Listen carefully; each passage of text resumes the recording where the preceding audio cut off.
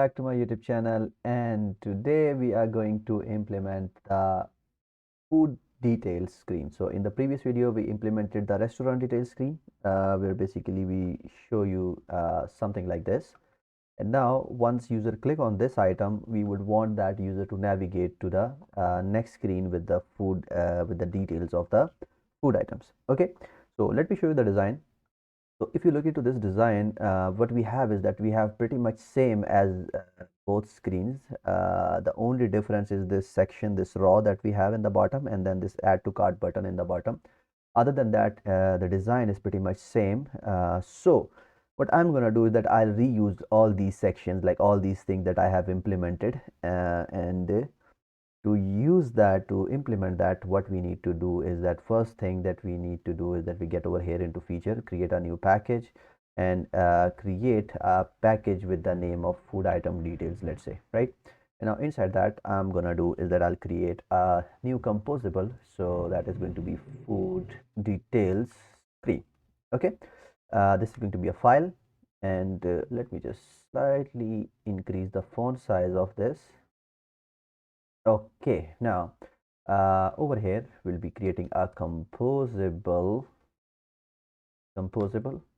and one thing is, again, since this is going to be again the shared transition scope, so I'm gonna use it directly, and let's call it food details screen, right? We'll opt in for the experimental API, and now we have something like this, that is we are gonna use. Now again, the next thing is going to be a column.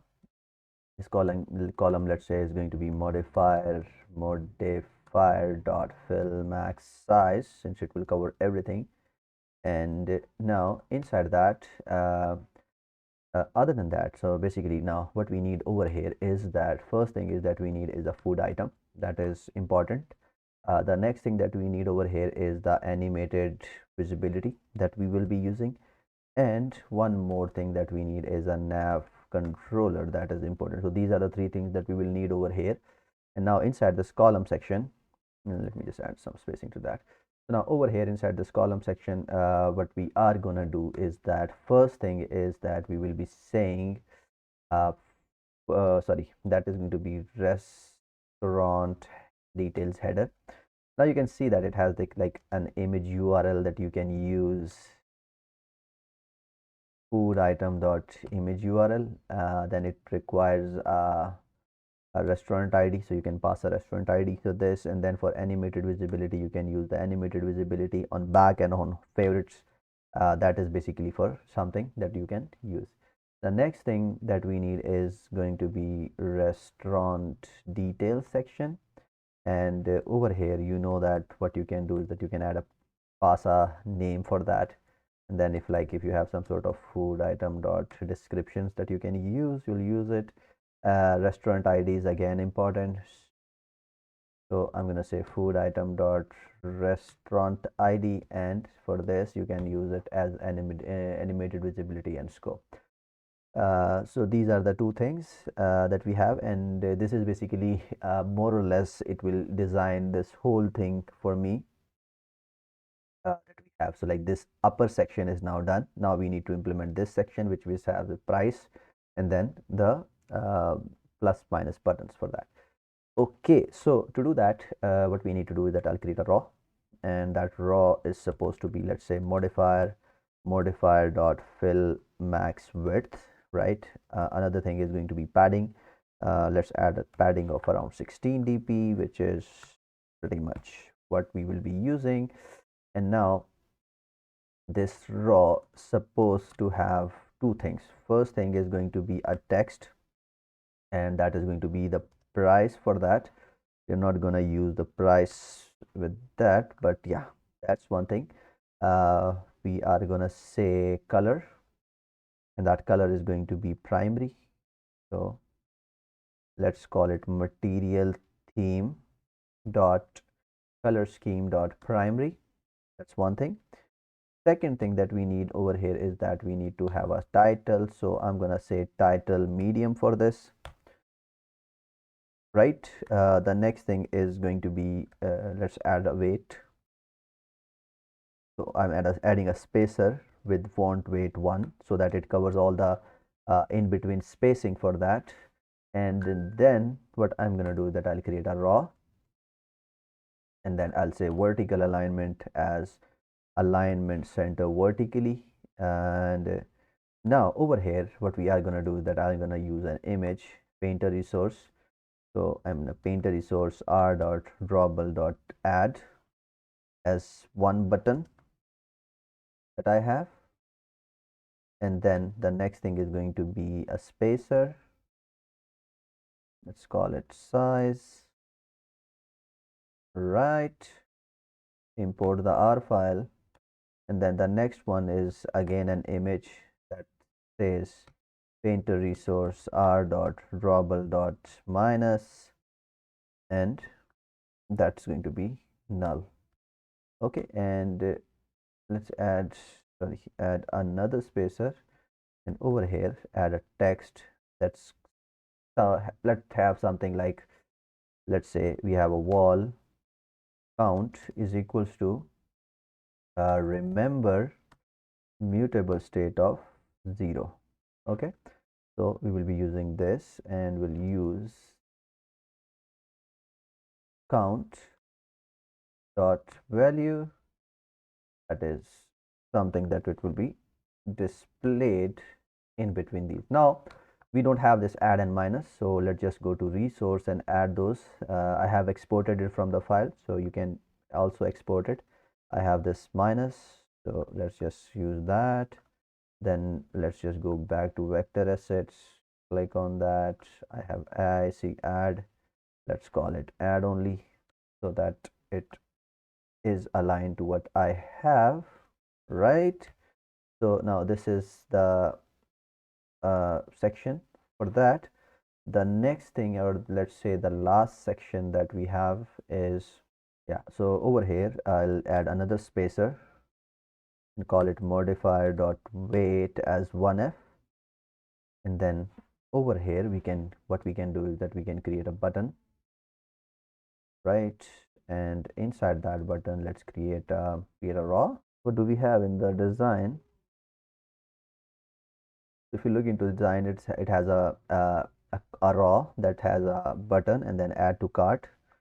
So we'll be using the same thing. We'll create an image, let's call it painter resource r.drawable.cart, and that's going to be null. And the next thing is going to be spacer.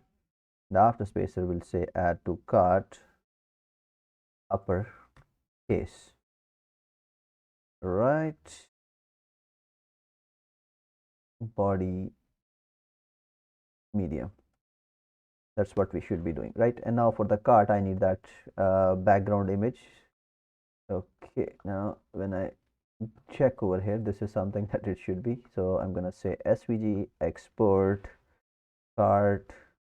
Now I'll go back to my Android Studio, right click over here, vector asset, click on that, and then from over here I'm gonna say cart. Okay, so now once we do that, we have this thing. This raw is supposed to be also handled accordingly, so I'm going to say um, modifier dot clip, that is going to be round corner shape, and that is going to be 32.dp to be to make it round.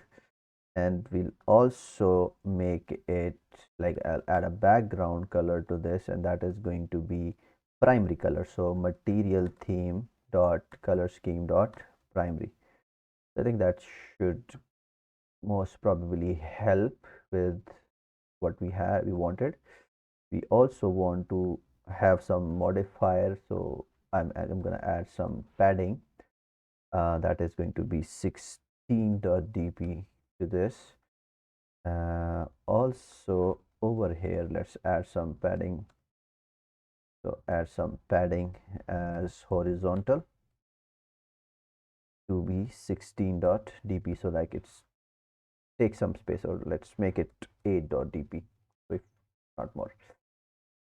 And now this whole screen is implemented. Now the important thing is this food item. So normally when you make transitions from like over here, it's quite easy when you have like a single item like or a string or something like that. But if you have a custom objects, you need to handle it differently. So to handle the custom objects, what you need to do is that you'll go to navigation, nav routes, and now over here let's create a serializable. Okay, and now let's create a data class food details. Now one way is to like have all these things the way I have. The other way is the food item. We have already used that over here in this section, so let's just use it this way. Now the food item in itself is not serializable, so make sure to make it a serializable before you can use it. Now over here you should be able to use it like this. Okay, now if you have a string or like any other data type that are like the generic data type that we use, for that you can directly use it. But if you are using something like a custom objects, you need to have a type map for that. So to have that, we'll create a new class, new file, and call it food item nav type. Okay, now create a file, create wall, call it food item nav type is equals to, sorry, is equals to object nav type, and then over here we'll pass food item, since this is basically the one that we need to expose, and we'll uh, just get rid of that. And if it's like if is it possible to use a nullable, since we are not going to use it as nullable, so we will implement something like this. Now over here it's like return parse value bundle dot string dot keys to string. So I think that's pretty much what we will do. Over here the way we are going to parse is that we'll say return json dot decode from string, and we'll use something like this to put it. What we are gonna do is that we'll say put string key json encode to string, and you can also serialize as value as well, so that you can use that if you want. And for that you can also use something like this. So that's basically uh, pretty much what we are gonna do. And we'll copy this, go to nav sorry, main activity, and now over here let's just create a composable. So that is going to be composable, right? And over here what I'm going to do is that I'll say food item food details, that is going to the basically the class that we created, the serializable class.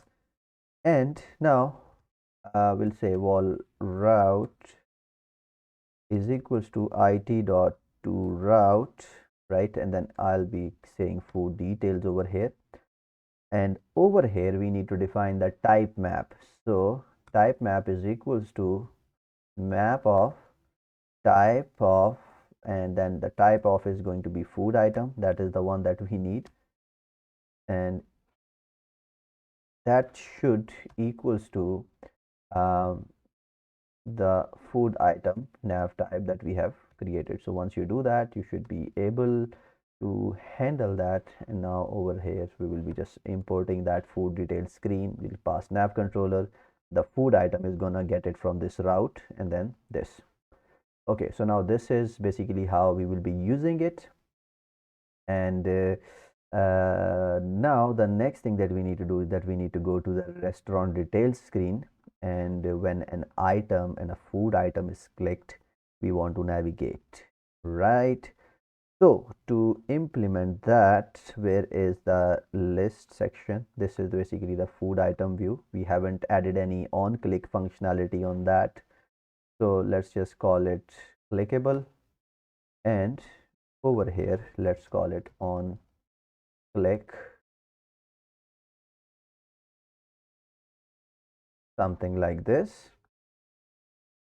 Okay, now this on click is going to be on click dot invoke, and that is going to be called it like this. Now from wherever we have used it, all we need to do is that we can add this section like this, and now from over here I'm going to say nav controller dot navigate, and then we are going to say food details, and that detail should contain food item. We don't have to pass it to route,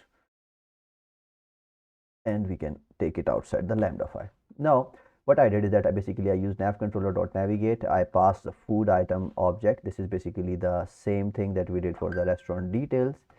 And now the interesting thing is that there is just one more thing, that is that we need to link the shared transition that we have done. So from over here, the shared transition on this images is not there. On the, where is that food item over here? So like there is no shared transition on them. So for that, what we are gonna do is that I'm gonna say shared transition scope dot food item view, and make it opt-in for that. And now again, this is important, since I used restaurant ID for this as well. So now when I basically add the shared element for that, I'm gonna use restaurant ID. But if you are passing restaurant food item ID, that's important for you. Like the idea is that this key should be unique, right? And since this is how it should handle it, make sure to like make these things unique. And now over here we'll also pass the animated visibility scope as well. So I think that's pretty much what we have. Now over here we'll call it sorry, animated visibility scope as a object, and I think that's pretty much what we have. Right, now let's just try and see if what we have done is actually working. I'm concerned that this image and this image, like this image and this image, will have the same, and this one, like these two as well. So it might create some issues since more IDs will be working. So since I use the restaurant ID, and the restaurant ID will be same for all the products, so this is not a good idea, and we have to revert it. So let me see, and yeah, you can see that it's crashing, and the major reason for this crashing is, okay, this is something else, not that thing, but still, what does it say?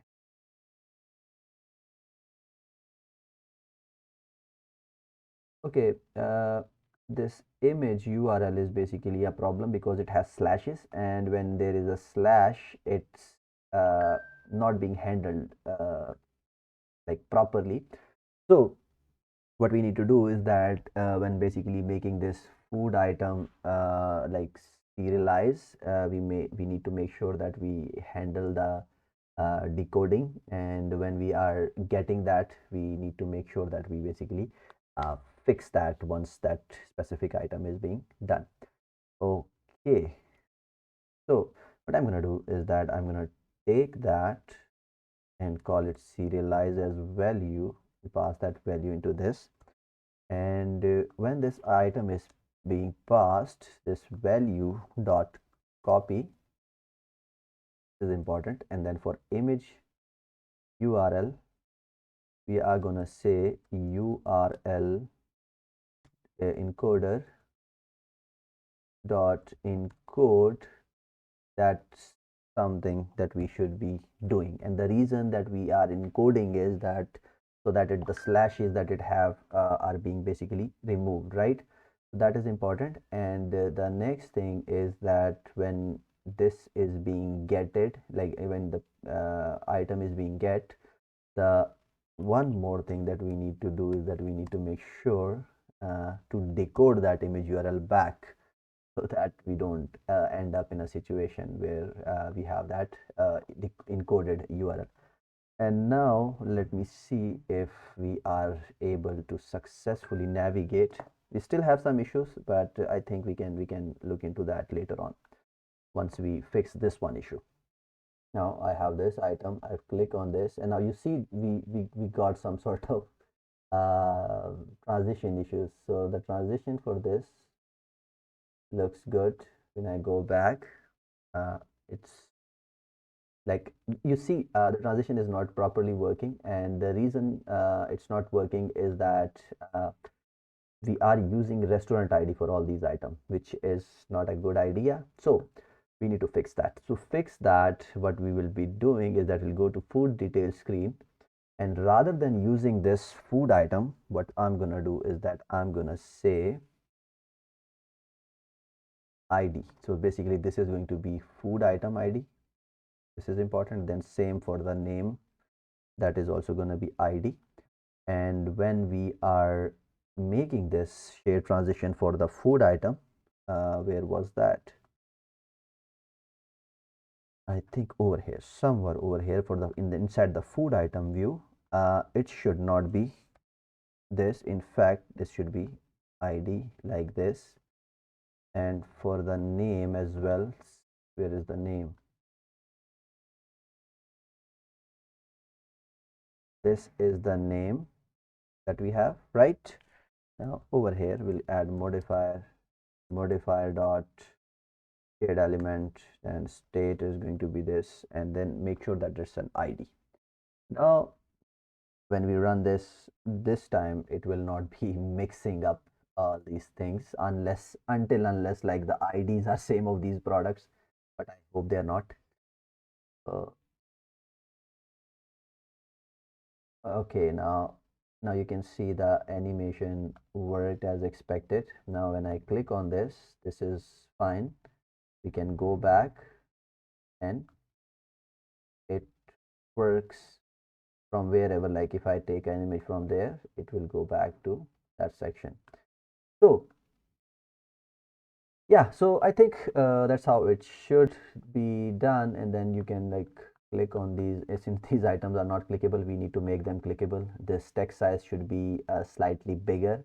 This add to cart looks good, but this image should not be in the center. It should be like in the start, and then so we need to fix these minor things before we can finish this video. So we'll go back to the food details section.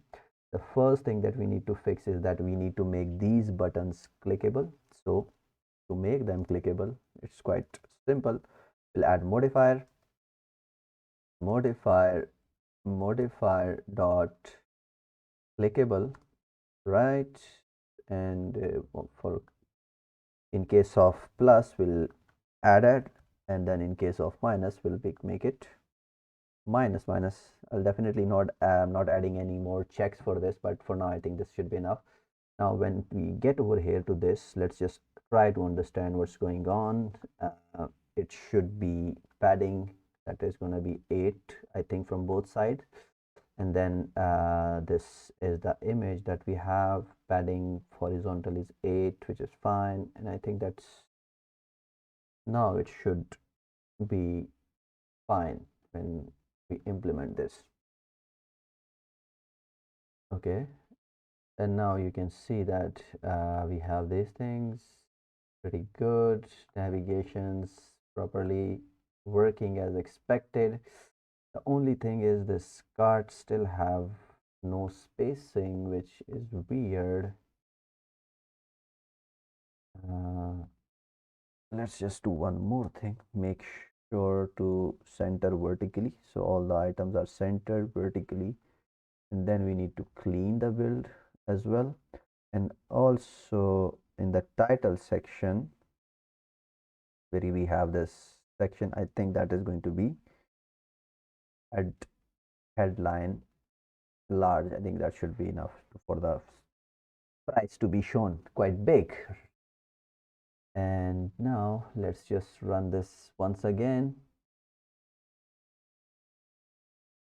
Okay, so let's see, we've got this.